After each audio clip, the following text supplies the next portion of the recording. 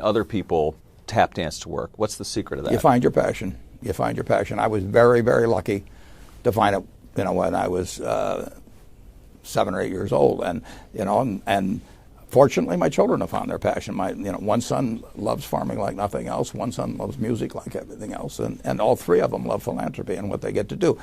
You're lucky in life when you find it, and you can't guarantee you're going to find it in your first job out. But I always tell the college students that come out, I say, take the job that you would take if you were independently wealthy. You're going to do well at it. If you think you're going to be a lot happier if you've got 2X instead of X, you're probably making a mistake. I mean,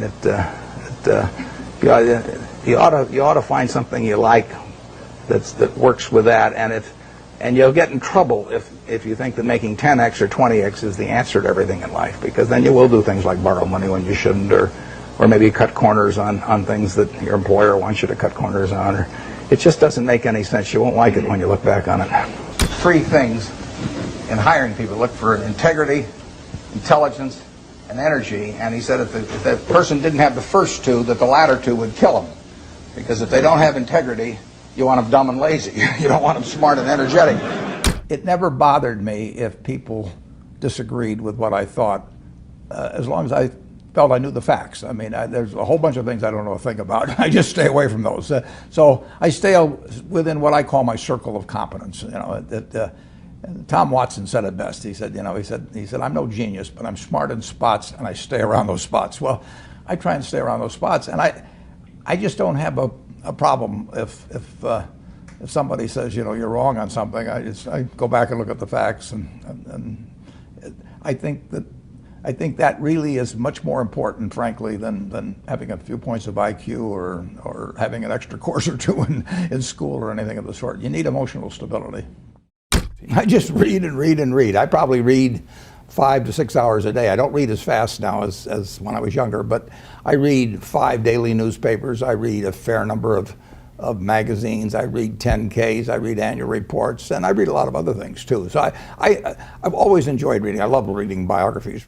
Famous lesson about a margin of safety, that you don't drive a truck that weighs 9,900 pounds across a bridge that says limit 10,000 pounds, because you can't be that sure about it. If you see something like that, you go down a little further down the road and you find one that says limit 20,000 pounds, and that's the one you drive across.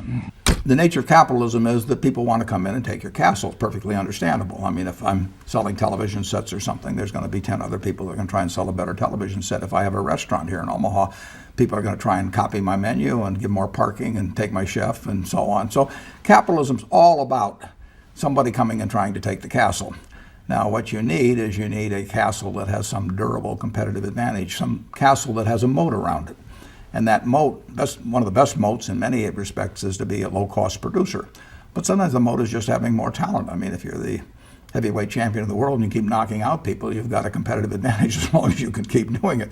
And it's very profitable if you're the one that happens to be able to do it.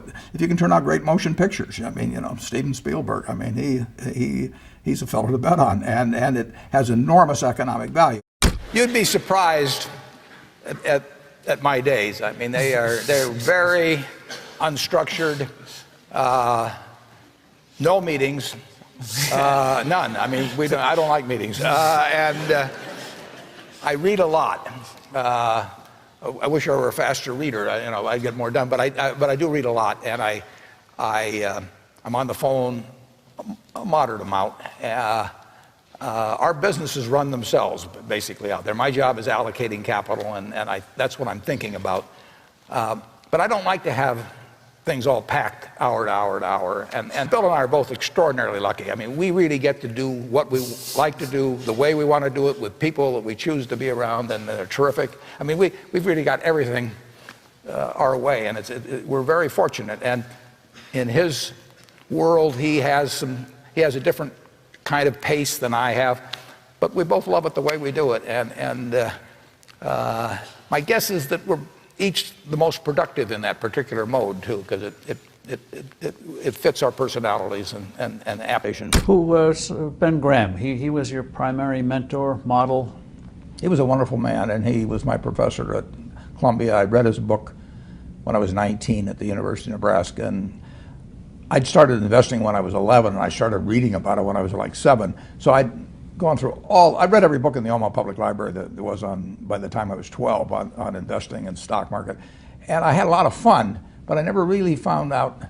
I never got grounded in anything, and it was entertaining, but it wasn't going to be profitable. And then I read Graham's book, The Intelligent Investor, when I was at the University of Nebraska, and that just opened the whole thing up to me. Yeah, and I named my oldest son is named Howard after my dad, Graham Buffett, and he was a marvelous man. Never expected anything from me in return. Ben Graham in his low teens looked around and he looked at the people he admired. And he said, I want to be admired, so why don't I just behave like them? And he found there was nothing impossible about behaving like them. And similarly, he did the same thing on the reverse side in terms of getting rid of those qualities.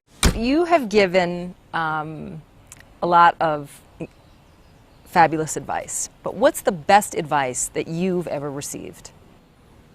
Well, I received it in a variety of forms, particularly from my father when I was very young. But I mean, he basically, I think, taught me how to live, not that I did it perfectly or anything like that. But I mean, he was giving me lessons, but he wasn't doing it by preaching to me. He was doing it by example. But basically, well, the biggest lesson, in a sense, I got is the power of unconditional love. I mean, I think there is no power on earth like unconditional love. And I think that if you offer that to your child, I mean, you're 90% of the way home. And there may be days when you don't feel like it. It's not uncritical love. That's a different animal. But to know you always can come back. I mean, that is huge in life. That takes you a long, long way. And I would say that every parent out there that can extend that to their child at a very young age, it's going to make for a better human being. And you felt like you got that kind of unconditional love from your dad? I absolutely did, yeah. That is a powerful thing. It is a powerful